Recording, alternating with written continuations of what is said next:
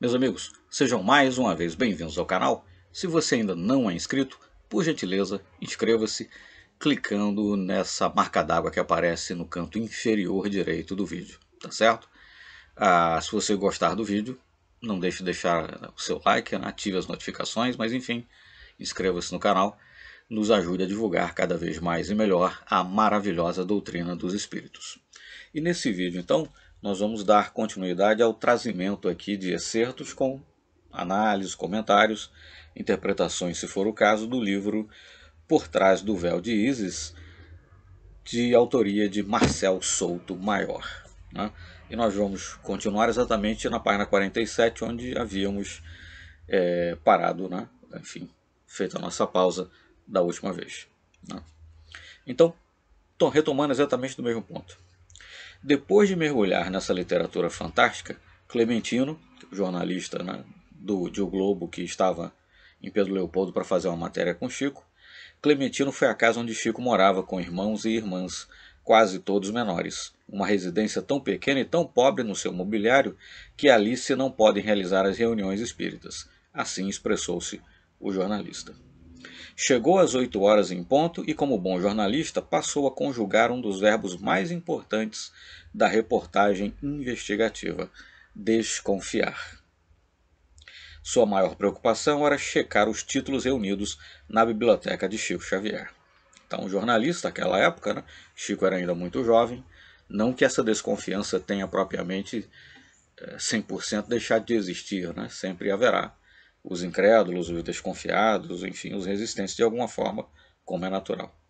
Mas naquela época, né, Chico ainda muito jovem, tinha, digamos, recém-publicado, né, Parnaso de Além Túmulo, quer dizer, ainda pairavam muitas dúvidas e incertezas, não seria ele simplesmente, né, uma fraude, um tipo inteligente que conseguia, né, utilizando obras, né, que já estavam no mercado, livros conhecidos, imitar o estilo, e aí então fazer de conta que aquilo era psicografado, etc., né? Daí então essa preocupação de jornalista em checar os títulos, quais eram os livros afinal que Chico teria na sua casa. A biblioteca, o termo torna-se até um pouco impróprio, escreveu Clementino, era um amontoado de revistas e jornais velhos, alguns espíritas, outros leigos, almanaques Bertrand e obras básicas da doutrina espírita, como o Evangelho segundo o Espiritismo de Allan Kardec e Depois da Morte de Leon Denis. Não havia nas prateleiras nenhum livro dos escritores e poetas ressuscitados em Parnaso de Além Túmulo e na pasta de papelão de Chico Xavier. O caixeiro de Pedro Leopoldo garantiu ao repórter ter lido uma ou outra página esparsa de alguns deles, encontradas nas revistas, jornais e almanaques da época. E os textos de Humberto de Campos, você já leu? Clementino perguntou, especialmente interessado nessa parceria improvável entre o caixeiro bisonho, entre aspas, de Pedro Leopoldo e o acadêmico do Rio de Janeiro. Lembrar que Chico, então, a psicografaria, né, pouco tempo depois, pode-se dizer, do falecimento de Humberto de Campos, né, obras daquele espírito. Inclusive, posteriormente, a família de Humberto de Campos o processará, enfim, já mencionamos isso aqui no vídeo anterior. Até um livro sobre esse processo, né? Chico confirmou. Já tinha lido crônicas de Humberto encontradas naqueles jornais amontoados em casa. E os livros? Ainda não. Um amigo prometeu me mandar 2 volumes. Enquanto Clementino fazia anotações no seu bloco, Chico retirava de dentro de outra pasta de papelão o artigo escrito por Humberto de Campos sobre Parnaso de Além Túmulo, publicado no Diário Carioca e republicado em outros jornais do país. Os fatos testemunhados por Clementino seriam tão impressionantes que o levariam a prolongar a estada em Pedro Leopoldo por 2 meses. 2 meses.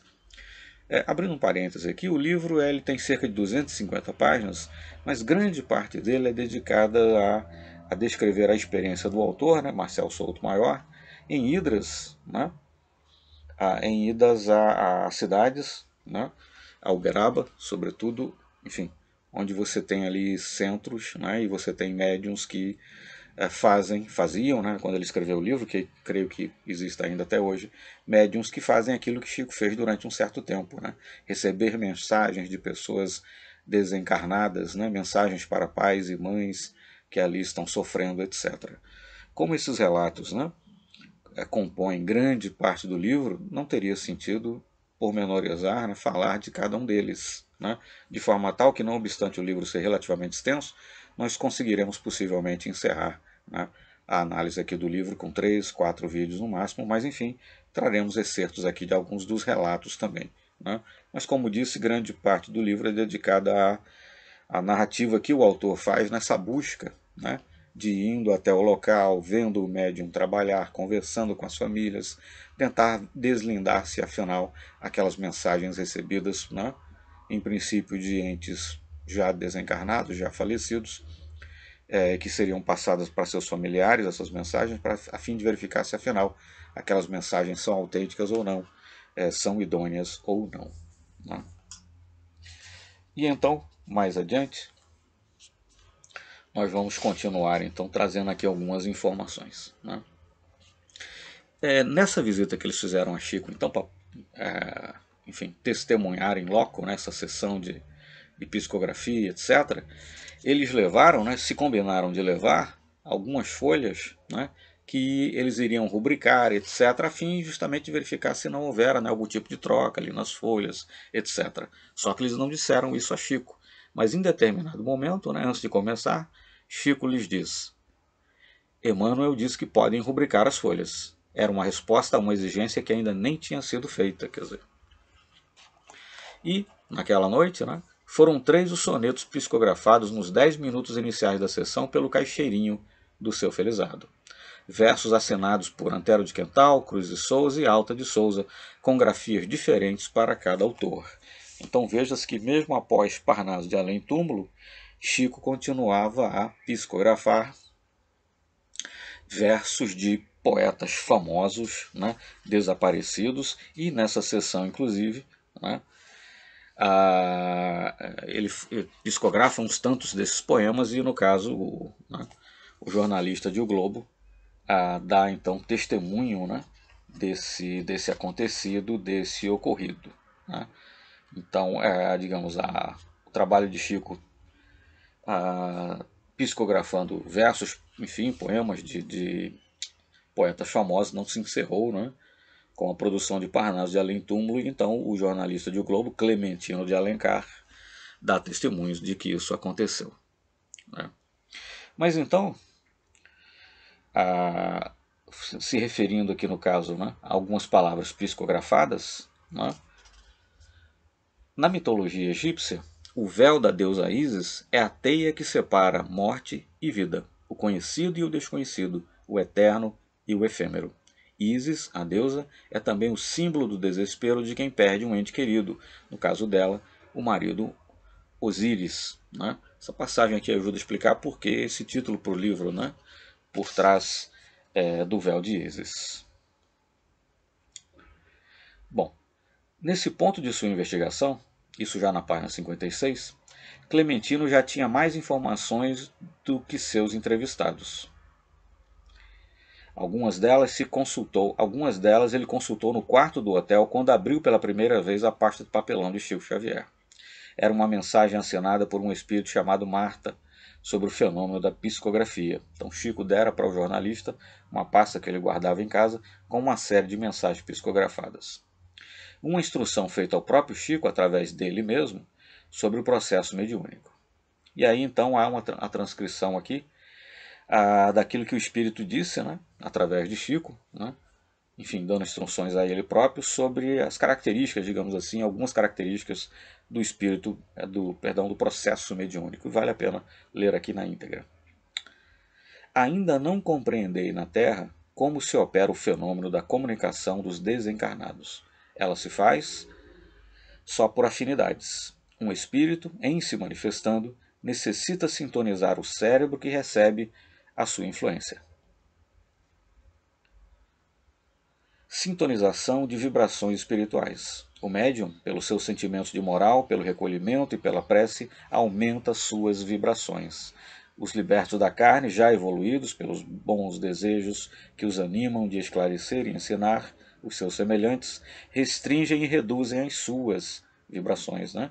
Entrando assim dentro do círculo acanhado em que viveis. Quer dizer, é preciso uma sintonia, né, vibratória entre médium e espírito desencarnado. O médium, então, cultivando bons hábitos, né, morais sobretudo, consegue se aproximar mais, né, de um estado vibracional que o espírito conseguirá, digamos, descendo, né, até esse estado vibracional, alcançar e aí então sobreporem-se, né, por assim dizer, os estados vibracionais do médium e do espírito desencarnado.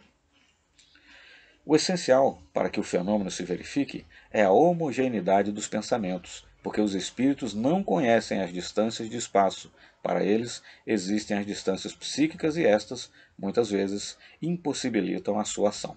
Então, o ponto-chave não é a distância física, mas a distância psíquica, o que significa dizer, em última análise, enfim, ou em primeira análise, uma distância moral, né? Numa reunião, existe a afinidade requerida, fator principal de um ambiente favorável, resultante das vibrações simpáticas entre os assistentes, e daí a preferência de alguns desencarnados pelo isolamento para certa ordem de trabalho. Enfim, explicações aqui interessantes acerca, né, de como se dá, afinal, essa interação encarnado-desencarnado ou desencarnado-médium, né? Clementino tinha copiado toda esta mensagem, mas não relatou o conteúdo dela ao juiz desconfiado. O juiz estava com ele, né, quando foram à casa de Chico, etc. O jornalista foi acompanhado de algumas pessoas, um juiz inclusive da localidade. Tínhamos a resposta no bolso, mas não a exibimos. Não estávamos em propaganda, escreveu em sua reportagem. O coletor da cidade, Maurício de Azevedo, também entrevistado por Clementino, recorreu a Freud para explicar a psicografia. Para ele, trazemos muitos de nós, no fundo de nosso inconsciente, a sedimentação de várias civilizações e culturas anteriores. Nenhum dos participantes da sessão levantou a hipótese de fraude ou de má-fé do caixeiro de Pedro Leopoldo. Isso é importante destacar, né? Aqueles que conviviam ali na mesma cidade, tinham proximidade com Chico, viviam ali, né, em Pedro Leopoldo, na mesma localidade, enfim, nenhuma dessas pessoas, né, algumas de relevo, de importância ali na pequena sociedade local, nenhum deles, né, como diz aqui, então, o autor levantou a hipótese de fraude ou de má-fé do caixeiro de Pedro Leopoldo.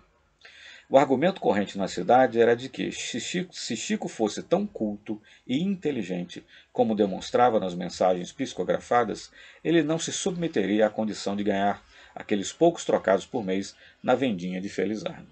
As opiniões estavam divididas e continuam divididas até hoje. Então a população de Pedro Leopoldo dizia, olha, se Chico fosse tão inteligente, se essas coisas, né, que ele escreveu, por exemplo, em Parnaso de Além Túmulo, e mais de um escritor, né, famoso, membros inclusive da Academia Brasileira de Letras, disseram que se aquela obra, digamos, não fosse psicografada, fosse do próprio Chico, Chico, por certo, mereceria também fazer parte da academia, né? Então a opinião corrente em Pedro Leopoldo da época era que, olha, se Chico realmente soubesse tudo isso, se tudo isso tivesse saído da cabeça dele, ele não ia se contentar em ficar aqui nessa cidade, né, ganhando aí uma mixaria qualquer na vendinha aí de um parente, né? Enfim, ninguém na cidade pressupunha, né, qualquer tipo de fraude, de má-fé por parte de Chico. Nem sempre, isso já na página 60, nem sempre o processo de recepção de mensagens era mecânico. Na entrevista a Clementino, o médium de 25 anos, à época, né, bem entendido, Chico tinha 25 anos, deu detalhes sobre a mediunidade auditiva. Chico ouvia poemas e preleções inteiras, como se estivesse fora de si, mas sem perder inteiramente a consciência de si mesmo, e sobre uma espécie de mediunidade visual, né? Então, muito do que ele escrevia não necessariamente era psicografado no sentido da psicografia, né, mecânica, né? O espírito apoderar-se, digamos assim, da mão, do braço do médium e escrever através dele. Mas a verdade, ele via, né, mediunidade auditiva e essa mediunidade também visual, né? Ele era médio vidente, audiente, ele ouvia preleções, ouvia, né, enfim, poemas, etc. E depois então os transcrevia, né? Então Chico realmente era um médium dotado de várias faculdades mediúnicas, né? E então ele passa a relatar aqui alguns dos escritos, né, produzidos por Chico, etc., né? Já ao longo, depois, né, enfim, depois dessa introdução, né, em que ele vai falar um pouco sobre a mediunidade de Chico Xavier, etc., ele entra então, o autor, eu digo, né, já na partir do começo do segundo terço do livro, grande parte do livro, como eu disse, é dedicado a relatar as viagens que ele fez, por exemplo, a Uberaba, né, para ter contato lá com médiuns locais, com famílias, pessoas que perderam parentes, e lá estavam esperando, né, uma mensagem ser enviada por algum ente querido desencarnado. E ele fez então tantas dessas viagens e entrevistou tantas pessoas, conversou, né, com tantas mães, sobretudo, mas alguns pais também, né, que frequentavam então esses centros, a fim justamente de poder, no apanhado de tudo isso, formar uma opinião, né, uma opinião sua, né, enfim, como jornalista investigativo, de se afinal, né, essas mensagens, né, em tese enviada pelos mortos para os seus parentes que aqui ficaram, essas mensagens de consolação, etc., tão desejadas, tão esperadas, né, tão sofridamente esperadas por muitas mães, por muitos pais, se elas seriam realmente verdadeiras, ou se seriam simplesmente uma fraude, ou, na hipótese de não ser uma fraude, também não seriam propriamente verdadeiras. Né? Seria algum outro tipo de fenômeno, simplesmente, né, algum tipo de fenômeno anímico por parte do médium, etc. e tal. Né? Então é preciso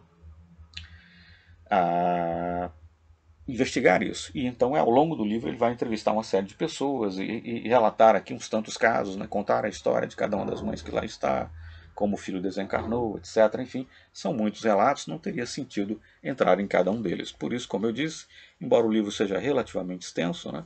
250 páginas, acredito que nós conseguiremos cobrir todo ele em 3, 4 vídeos, né?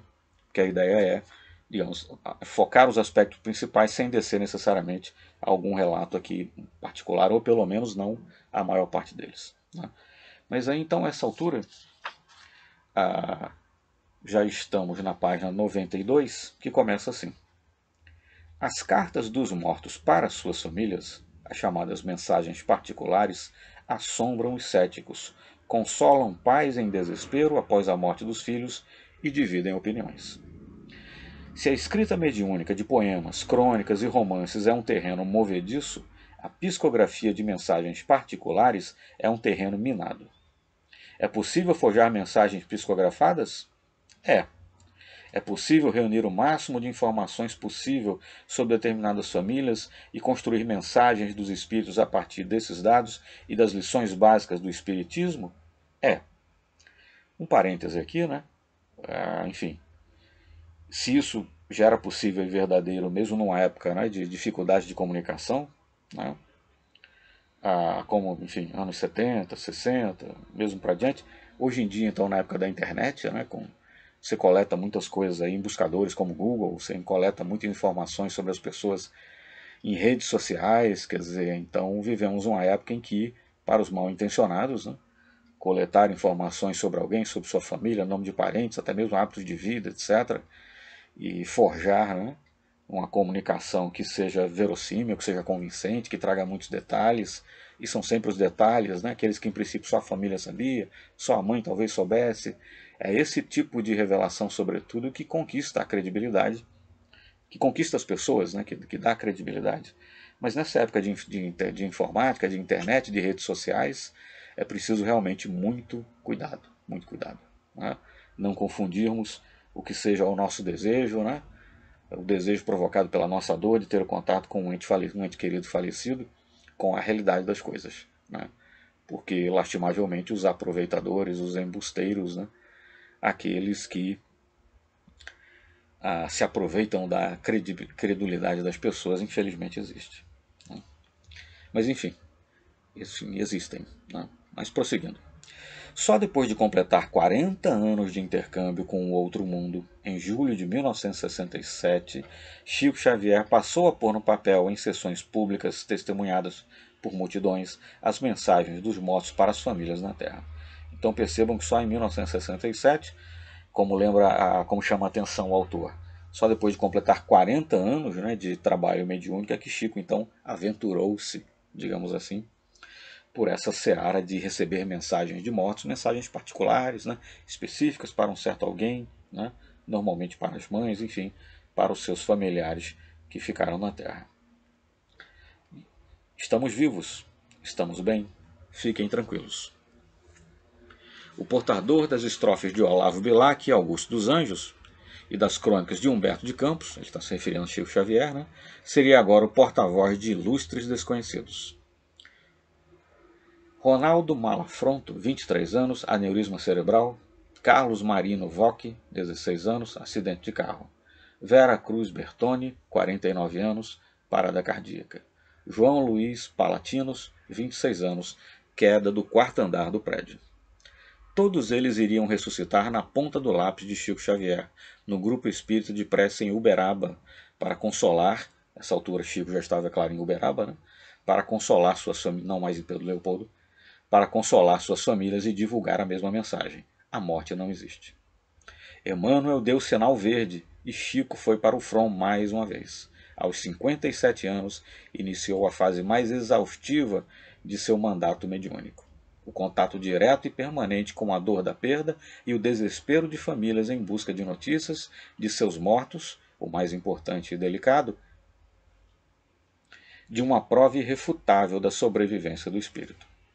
De 1967 a 1987, as sessões semanais de psicografia eram realizadas às sextas e sábados no Grupo Espírita da Prece, de acordo com uma programação fixa.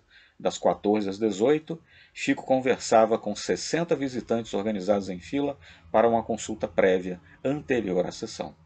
Os primeiros a chegarem garantiam seu lugar entre os candidatos a uma mensagem do além.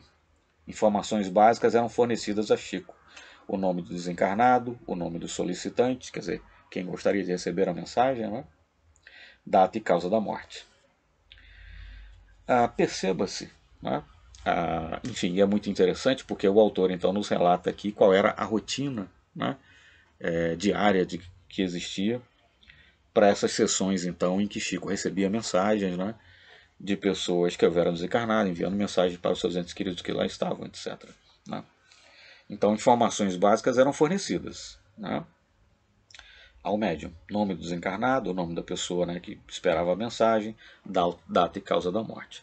Mas perceba que o fato, né, de Chico conversar, né, o autor informa aqui, Chico conversava com 60 visitantes organizados em fila, etc. Né, essa conversa prévia, né, abre espaço, é claro, para hipóteses. Né?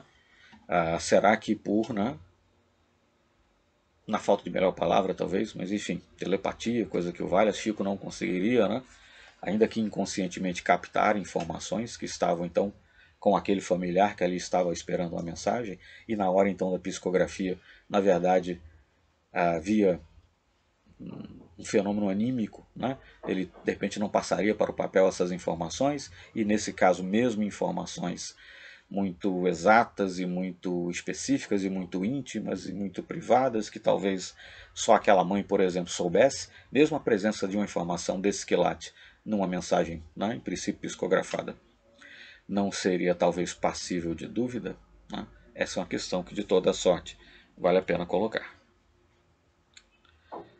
Depois das entrevistas, que duravam entre 5 e 10 minutos cada, Chico se isolava em outra sala para prescrever receitas e orientações solicitadas por visitantes em fichas específicas para esses receituários. O Dr. Bezerra de Menezes, o médico espiritual, auxiliaria Chico nessa função. Então, depois de conversar com as famílias e antes de começar a psicografar as mensagens, né, para elas, Chico atuava ainda ali como médico, como intermediário, né, para a cura, prescrevendo ali então receitas, né, e orientações de saúde, né, e informa aqui o autor que seria o Dr. Bezerra de Menezes, que auxiliaria Chico nessa função. Então, ele, numa passagem aqui, como eu disse, eu não vou ficar lendo todas as pessoas que ele entrevista, os relatos, nomes, detalhes. Ele vai depois pormenorizar todo o trabalho investigativo que ele fez, de entrevistar, né, uma série de mães, etc., a fim de poder chegar às suas conclusões acerca da autenticidade ou não daquelas mensagens, né, trazidas, então, em princípio, né, enfim, a partir do que foi dito por pessoas desencarnadas, enviando mensagens para seus familiares. Mas, enfim, há um trecho aqui em que ele resume o sentimento, né, de muitas mães que ali estavam. O filho estava longe, sim, mas estava vivo e feliz. pronto para recomeçar. De repente, a morte se transformava numa viagem para outro país, um outro planeta. É ele, é ele! Mães repetiam aos prantos enquanto reconheciam seus filhos nas cartas. Então essas mensagens, né, inegável de qualquer forma, né, o poder de consolação dessas cartas, né, porque a mãe ter a certeza que o filho, por mais que tivesse falecido ainda jovem, por mais que tivesse falecido talvez de forma trágica, mas a passar a ter a certeza a partir de uma dessas mensagens, a partir de reconhecer algo que lhe fazia, né, acreditar que aquela mensagem efetivamente era do filho, reconhecer o filho, enfim, nessas mensagens fazia com que as mães tirassem de dentro do peito um grande peso, né? Afinal, o filho estava vivo, noutra dimensão, e que em princípio eles não poderiam se comunicar com tanta facilidade, mas ele estava vivo, ele continuava a existir. Então ele não estava realmente morto. Imagine-se, né, o alívio que não é, o poder de consolação que não tem, a perceber isso, acreditar nisso, encontrar em princípio alguma evidência disso, né? Então, independentemente de qualquer coisa, o poder de consolação dessas mensagens eram certamente tremendo, né? De carta em carta, uma rede de solidariedade se formava em todo o Brasil e uma multidão se aglomerava no centro de Chico para tentar atenuar a dor e a saudade devastadoras da perda de filhos e outros entes queridos. Mas nem todos saíam do centro convencidos ou consolados. Muitos desconfiavam do conteúdo e do estilo das mensagens, repetitivas demais, né? Aquilo que a gente vê, inclusive, no filme, né? Acho que As Mães de Chico Xavier. Enfim, as mensagens, muitas delas começavam assim, querida mãezinha, né? Coisa do tipo, todas muito parecidas, né? Com essas mesmas palavras, e muitas vezes uma forma de se expressar que o indivíduo, enquanto vivo, não tinha. Quer dizer, tudo isso despertava desconfiança de muitas pessoas. Repetitivas demais, ou se revoltavam com o fato de não receberem notícias do além, né? Chico repetia a frase de sempre, o telefone só toca de lá para cá, mas não adiantava. Enfim, muitas pessoas ou desconfiavam da mensagem que recebiam ou ficavam de toda sorte revoltadas pelo fato de não receberem mensagens. E ele cita o caso aqui, né, de uma pessoa conhecida, mas enfim, a atriz Nair Belo, católica até hoje, acho que essa altura a atriz, se não me engano, já é falecida, né, era uma das mães na fila do grupo espírita da Prece, em Uberaba, numa tarde fria de julho de 1977. Ela precisava entender e aceitar a morte do filho Manuel Francisco Neto, de 20 anos, num acidente de carro 2 anos antes, né? Então, assim como acontecia, por exemplo, com Arigó, né, nas pessoas que buscavam curas, né, para suas doenças, enfim, em que pessoas de todas as classes sociais, de todos os níveis socioeconômicos, socioculturais o procuravam, com Chico Xavier nesse período aí, né, 1967 a 1987, em que ele se dedicou a receber essas mensagens, né, mediúnicas, enfim, mensagens específicas, particulares, né, para entes queridos, para aqueles que estavam buscando mensagens, né, dos seus entes queridos falecidos, para os entes que aqui estavam, pessoas então de todas as classes sociais, de todas as classes socioeconômicas, socioeducativas, enfim, todos os níveis, né, econômicos e culturais, etc. e tal, o procuravam, né? Então, cito de passagem aqui uma pessoa conhecida, apenas para ilustrar isso. Já na página 97, e se referindo a essas mensagens, etc., né, o autor sumariza. Muitos tentam acreditar e não conseguem.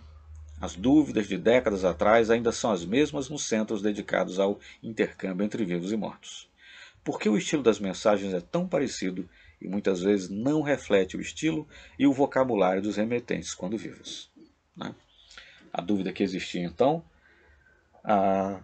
continua a existir ainda hoje, né? E as perguntas no fundo são as mesmas e na verdade entendo que não há resposta, né? Não há resposta.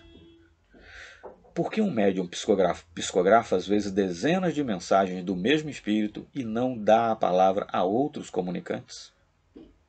Respostas a essas perguntas são dadas nos livros básicos do Espiritismo assinado por Allan Kardec. Mas enfim, prossegue aqui o autor. O autor de best-sellers espíritas como O Nosso Lar, no caso está se referindo a Chico Xavier, ainda estava no auge da psicografia de mensagens particulares em 1974, quando uma equipe de investigadores, entre aspas, desembarcou em Uberaba com a missão de apurar a autenticidade das mensagens do além. Né? Então, havia agora um interesse específico, né, de investigadores, geralmente jornalistas, né, etc., em verem, da mesma forma que se interessaram sempre em investigar a autenticidade, né, dos trabalhos mediúnicos de Chico, Parnaso da Além-Túmulo, os livros todos que ele escreveu da série André Luiz, e por aí vai. Nesse caso, se interessavam em particular por essas mensagens, né, particulares destinadas a pessoas que estavam em busca de algum tipo de contato com seus entes, falecidos. Então prossegue o autor, nessa altura na página 99. 40 anos depois de Clementinho de Alencar, lembrar que Clementinho de Alencar é aquele jornalista de quem falávamos ainda há pouco, né, de O Globo, e que esteve com Chico quando ele ainda residia em Pedro Leopoldo, pouco depois dele publicar Parnaso de Além-Túmulo, né, quando ele tinha ainda 25 anos, etc. Mas enfim, já nesse período agora, 1974, né, depois desse momento em que Chico começa a psicografar mensagens particulares, enfim, nos diz aqui o autor.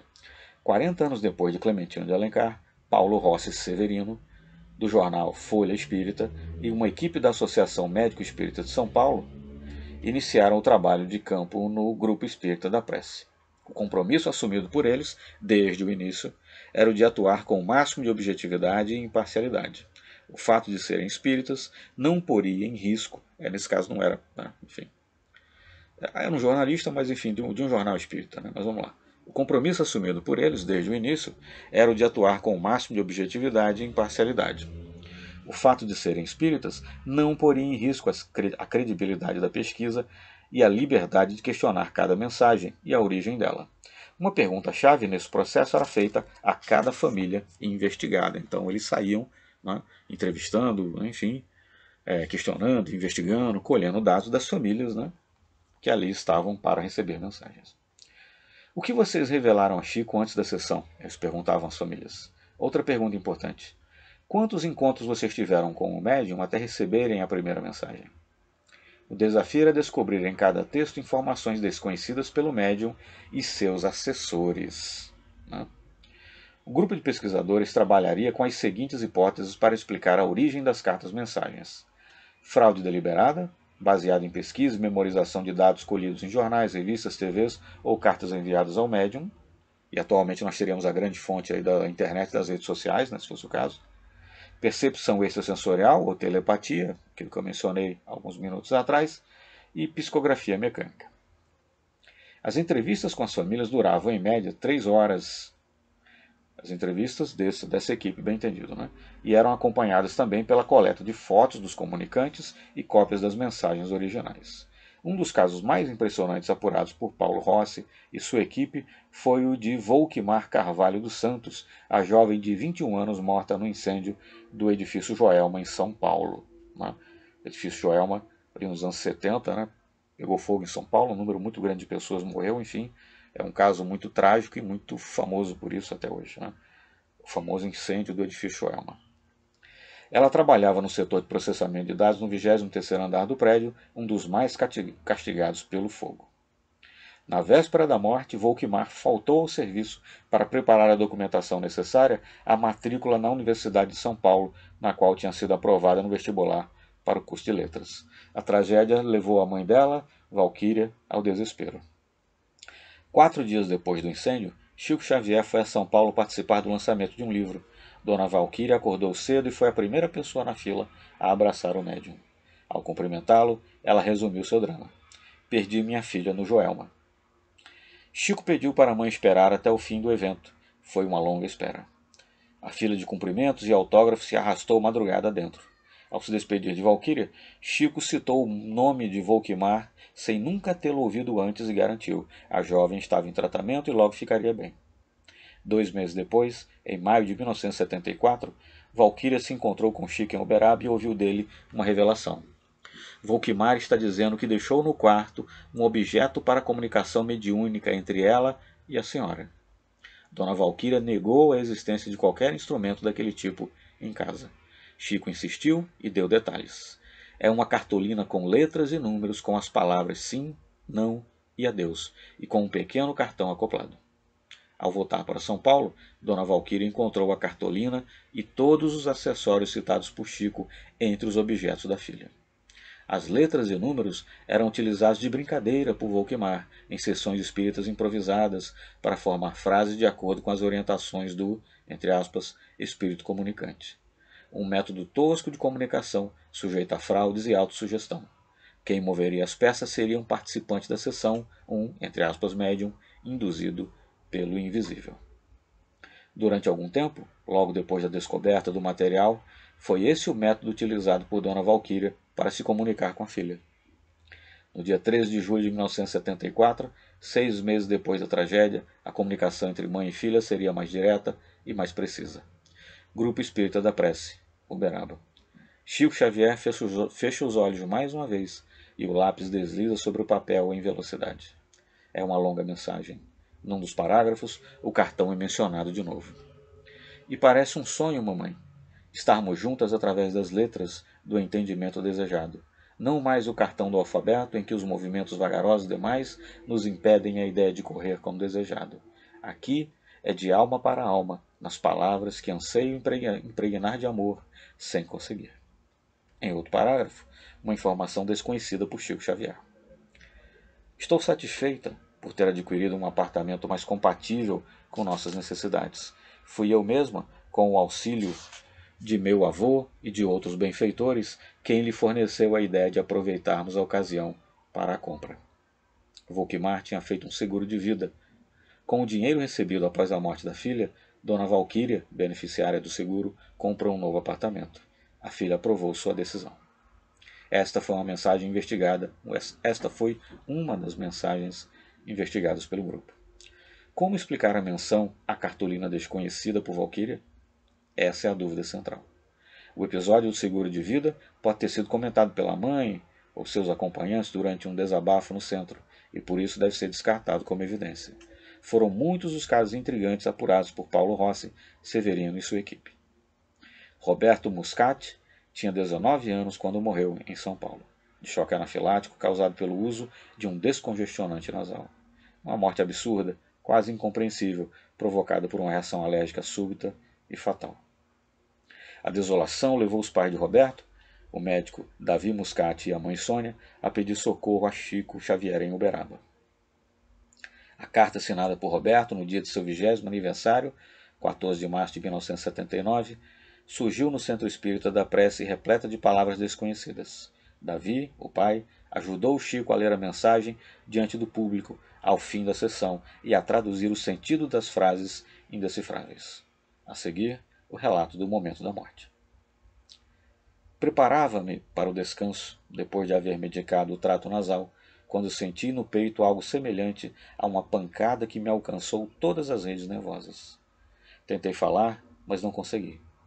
Um torpor suave se seguiu ao fenômeno e notei que um sono compulsivo me invadiu a cabeça. Percebi, intuitivamente, que me deslocava do corpo, embora permanecesse vinculado a ele quando, em meio do esforço para definir o que sentia, para a análise de meu próprio raciocínio, ouvi nitidamente sobre mim a voz inesquecível de alguém pronunciando as palavras santas. Baruch Dajan Emet. Foi quando, tomado de estranha sensação de bem-estar, escutei ainda as palavras Lechaná, Rabá, Bieru, Salahim.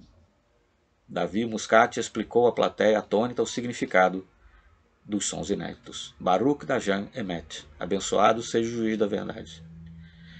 Lechaná, Rabá, Bieru, Salahim. Ano que vem em Jerusalém. A palavra explicava essas citações. A carta explicava essas citações. Compreendi que era um adeus e dormi com a tranquilidade de uma criança.